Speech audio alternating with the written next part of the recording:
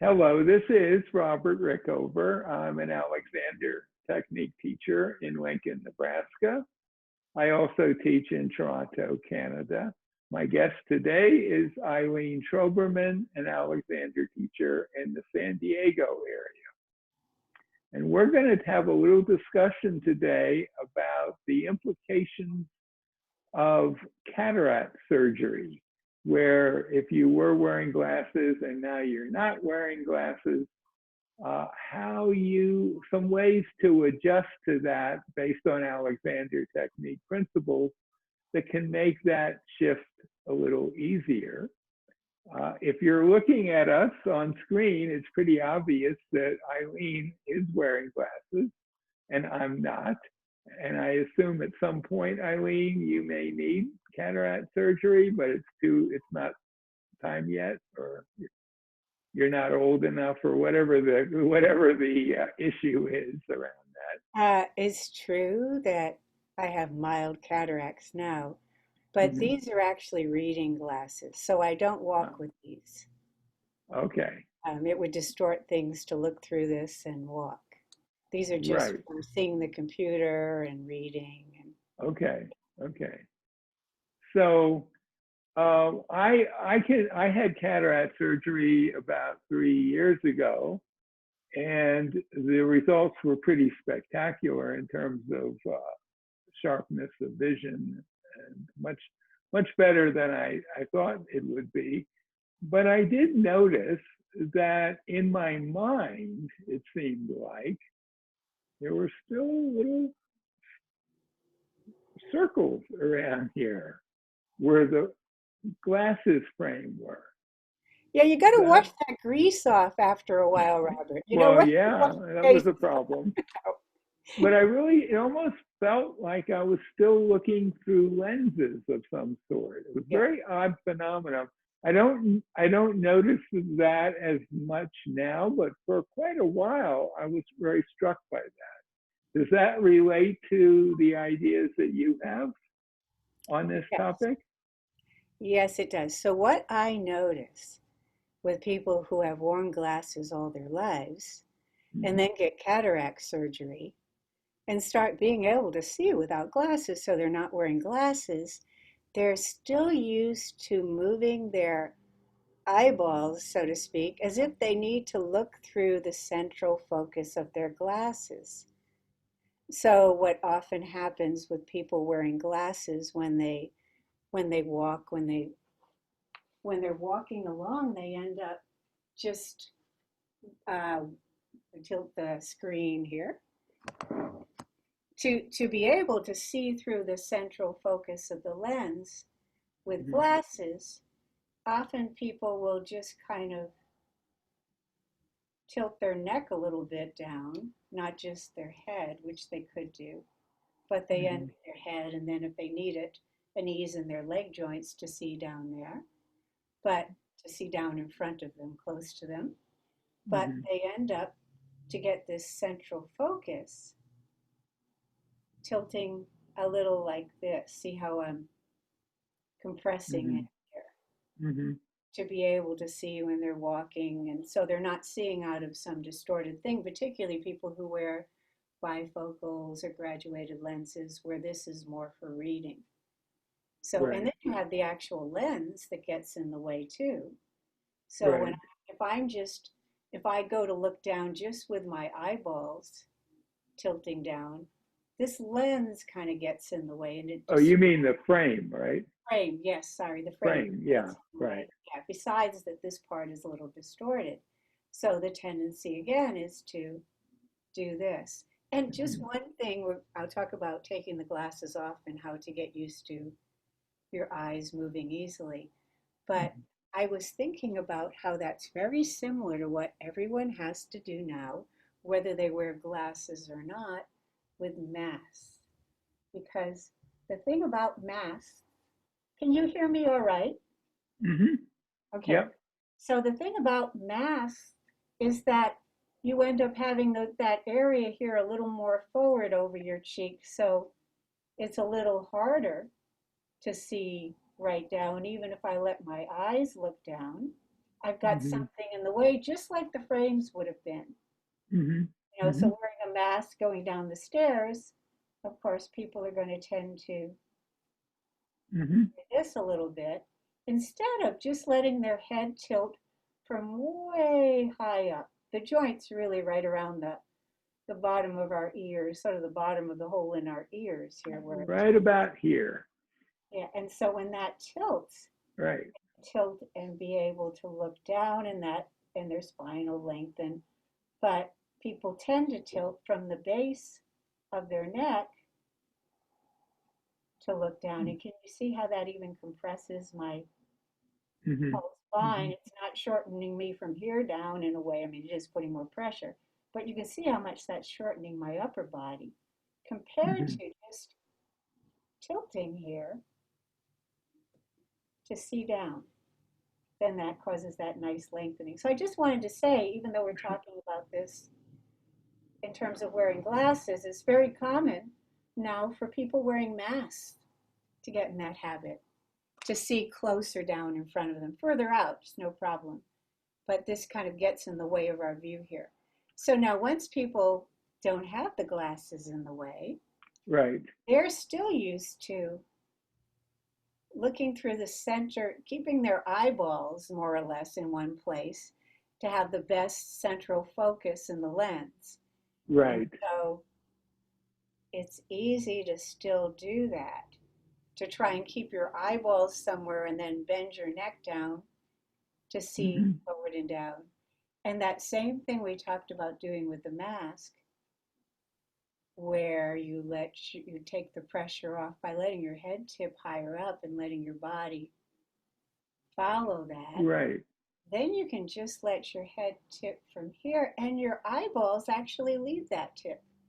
Your eyeballs can just look down like, oh, Right. I want to see down there. Ah, what's there? And then you get that nice freedom up here. So for that, someone would, it would probably be pretty useful for someone watching this to know that the top of their spine, uh, I tend to use that little groove underneath the earlobes as little indentation there as a place. Some people would say it's the actual hole of the ear. It's not exactly clear exactly where that is, but here, right in the middle, that is the top of your spine, and Right. And it's and that central, is it's not back here. not back on One your point's neck, back where a here, lot of like people think, here. or your head, Yeah. for that matter. It's pretty far up and forward from where most people think, and so you're saying that it's taking the glasses away or putting a mask on um, means that probably you need to be particularly aware of this, the, the mobility right up here That's at the great, top. Robert. Yes, exactly. I Right. do personally like to think of it a little higher up. It is, I've heard it's like right around where this nub of cartilage is here, the actual Yeah. top of your Yeah. spine is that top. The second vertebra has a little post that kind of comes through the top one. Right. So Right. I think thinking of it higher up's even easier. It's not an area we sense a lot. It has a lot of subtlety and finesse to it. We sense our neck much more. If we do this, we feel, oh yeah, I'm really tilting forward because we have much Right. more feeling here of that. But up here, I mean, we know we're moving it, but it's sort of almost, we get a visual impression almost. It's so subtle Right. and it Right. creates a lot of ease. So that idea to actually look down when you want, if I want to see down here, I'm looking and then my head tips. Because that's really how we start out with moving our head. But when you're used to glasses for all your life, and if they're strong glasses where you have a certain range where it's in focus, we tend to leave our eyes in that range and then move Right. this. So if And you don't, and yeah, and in my case, my glasses were extremely strong, like yes, remarkably strong by most standards. And So not having them, even the glasses that I wore when I didn't need super good distance vision, my so-called reading glasses, they were also very strong. And so it was quite a shift not to have them on. And I think maybe I'm thinking from what you're saying that another way of saying this is the glasses by their nature do kind of force you or encourage you to look through the central focus point on the lens. And when that requirement is removed, and the eyes could look anywhere with equal accuracy of vision, that freedom, you may not be aware of that freedom in a sense, or know how to use that freedom. Right, you might not realize you're not using it. Yeah, that's the other thing. You may still be moving your eyes as though there were glasses on. You were wearing glasses.